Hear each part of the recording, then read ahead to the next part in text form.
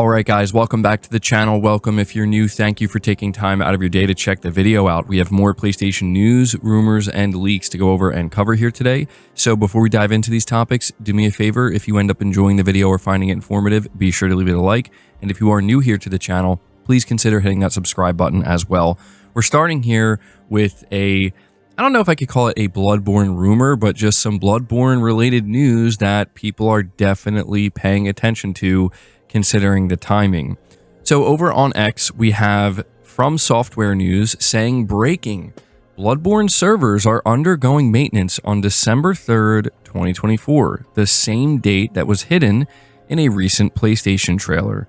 Is a remaster/remake announcement finally happening? And of course, this blew up and a lot of people are talking about it. It's making the rounds, and yeah. So my thoughts on this are, no, we're not going to see anything Bloodborne related. I don't mean to, crush anybody's hopes or dreams, but I think it's just for the best to understand that this is very, very likely just a coincidence where they happen to be doing maintenance on the servers, and they do maintenance on the Bloodborne servers yearly. It's worth noting, or at least I'm pretty sure they do it yearly, but it is required, obviously, to make sure they're still in working order.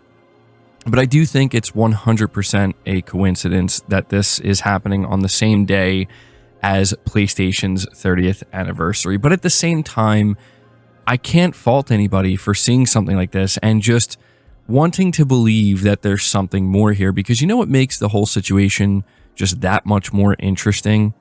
There's two things. Number one, the fact that there have been a lot of rumors claiming that Sony is getting ready to acquire Kadokawa, the company that owns From Software.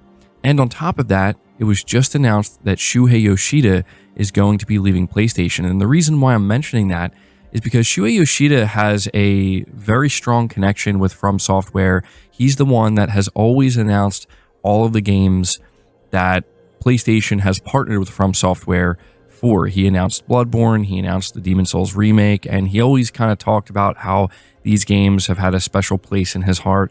And I don't know, I guess in my mind, I just kind of thought, man, how sick would it be if Shu had just like kind of he had one more game announcement to make before departing Sony. He's a legendary figure at PlayStation. He's been there for 31 years. But again, this stuff almost starts to sound like a pipe dream of some kind. Like, yeah, I don't think that's happening. I mean, we did again hear from Jeff Grubb that apparently there are no events or PlayStation shows planned. And so, are there people who are sitting there being like, oh yeah, we're going to get a 60 FPS update, we're going to get the announcement of a remake or a remaster? I mean, I'm going to say no, I don't think that's happening, guys. I think Sony will do more with Bloodborne for sure.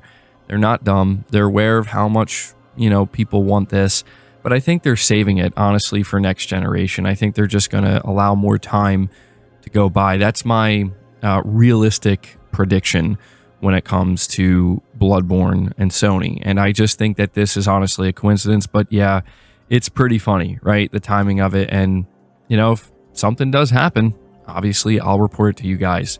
We're going to move on to the next topic, though, which is another really interesting one, which talks once again about Forza Horizon 5 coming to PlayStation 5.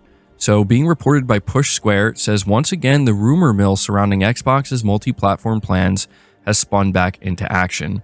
This time, it is claimed that Forza Horizon 5, Playground Games' acclaimed open-world racer, is prepared for launch on PS5, but its release has been pushed back. The statement comes from Ecstasis, a known leaker who hinted in the past that this game is heading to Sony's console. Forza Horizon 5 has already been ported to PS5, they say in a post on X, but its release was delayed, not canceled, this past summer. They go on to add that the game will arrive, but they are just unsure of when exactly it's going to arrive. As mentioned, Ecstasis has brought up a PS5 version of Forza Horizon 5 before, back during Gamescom. A rumor about a high-profile Xbox game coming to PS5 came around, and they responded with a hint referencing the game's setting. The announcement turned out to be Indiana Jones and the Great Circle. It seems Xstasis may know something, as they seem confident about Forza Horizon 5 making the leap, and they've brought it up more than once now. So obviously, take this with a grain of salt, of course, but yeah, this rumor is not going away, and we know that Microsoft is getting more and more comfortable as time goes on with kind of leaning into the publishing, multi-platform publishing side of things. And, Phil Spencer just recently said in an interview, there are no red lines. So, it is believable. I do think that there is truth to this. And honestly, I do think Forza Horizon 5 would do very well on PlayStation. I mean, if you see the way people kind of respond to this rumor, the number one thing that I see is people being like, yeah, I would buy that. I would buy that on PlayStation in a heartbeat. A lot of people would love to see Forza Horizon on PlayStation. So, again, take it with a grain of salt. Could it be announced at the Game Awards? Could it be announced sometime early next year? Possibly. But according to this leaker, it is happening. So wanted to give you guys that update. We're going to move on to the next topic, which is also a really interesting one. It says here, gaming giant Tencent has announced Light of Motrium. I don't know if I'm saying that right, for PC, which looks like a blatant ripoff of Sony's exclusive Horizon series by Guerrilla Games. We're not talking about a slight resemblance. This game genuinely looks like it's based on assets from Horizon Zero Dawn and Forbidden West. A new trailer was released, and it's been revealed it's developed by Polaris Quest, a subsidiary of Tencent. It's billed as a mechanical-ruled open-world game. Players will fight to survive in a world overrun by colossal machines following the collapse of civilization. So, yeah, a number of players have opined that Sony should take Tencent to task, considering how blatantly it copies the Horizon series. Others say that suing the company over this game is overreaching. A number of websites have reached out to both Sony and Tencent, neither of which have responded. However, we'll be surprised if Sony doesn't take legal action. Not doing so would leave the door open for its other popular franchises to be cloned. So yeah, I watched the trailer for this game, and it's undeniable that it is a straight up Horizon ripoff. I mean, there are some differences. If you watch the trailer, of course, I'll probably have it playing in the background.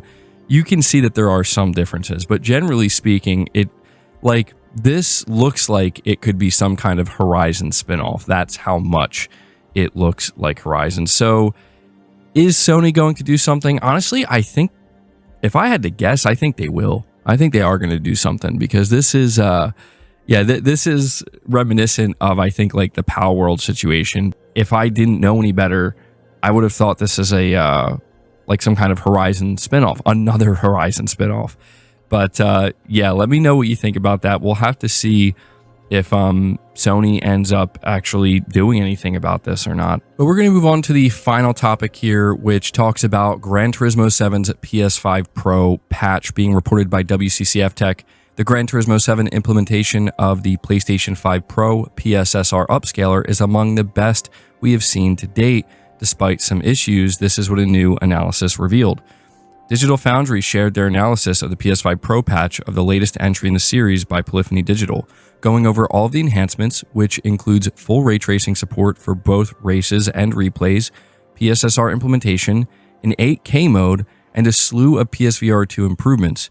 Interestingly enough, users are limited to using the PSSR upscaler only if they want to experience ray tracing in the cockpit view, most likely due to how demanding it is. In every other scenario, users can either use PSSR or the original TAA option with or without ray tracing. With the PS5 Pro exclusive upscaler, the image reconstructed to 4K resolution, or is reconstructed from 4K resolution to resolutions that can go as low as 1080p, producing a good result but not the best possible result, as for example, thin objects show additional shimmering and noise, which can be distracting. In some scenarios, image quality takes a big hit due to visual artifacts, such as the tail lights with the ray tracing enabled getting rendered to be a noisy mess. TAA shows none of these issues, delivering a slightly better image quality overall. Where the PS5 Pro upscaler seems to deliver in GT7 is in the 8K mode. In this mode, the image is reconstructed from 4K resolution to 8K resolution, delivering very solid results that further highlight how the higher the base resolution is, the better the upscaler works. Given how an 8K screen is required for this mode, not many users, however, will be able to experience it. The GT7 PS5 Pro patch analysis by Digital Foundry also covers the new ray tracing features, which greatly elevate the visual experience, and the PSVR 2 enhancements, which further improve what is still a killer app for the headset.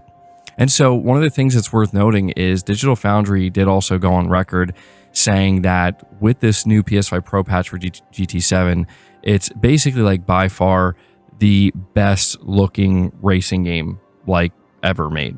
Like hands down. So not too surprising, honestly, right? It's a first party studio. They're gonna have a better hold of this technology. But something I do want to point out here before we finish up the video is that as we're seeing more and more of these PS5 Pro analysis videos come out, it seems to be very clear by this point that PSSR is an AI upscaler that benefits most from being implemented with higher resolution games.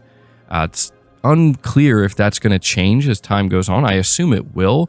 It's not necessarily a bad thing, but it does make it so that developers might have to be a little bit more picky when kind of choosing which AI upscaler they want to go with. But if they have a higher resolution game, like a higher base resolution, PSSR seemingly might be the way to go. So we'll see how that continues to play out. But guys, that's going to do it for the video. Hope you enjoyed it. Hope you found it informative. If you did, be sure to leave it a like, subscribe to the channel if you're new, hit the bell notification icon, and feel free to share the video out on top of all that. But until next time, guys, take care.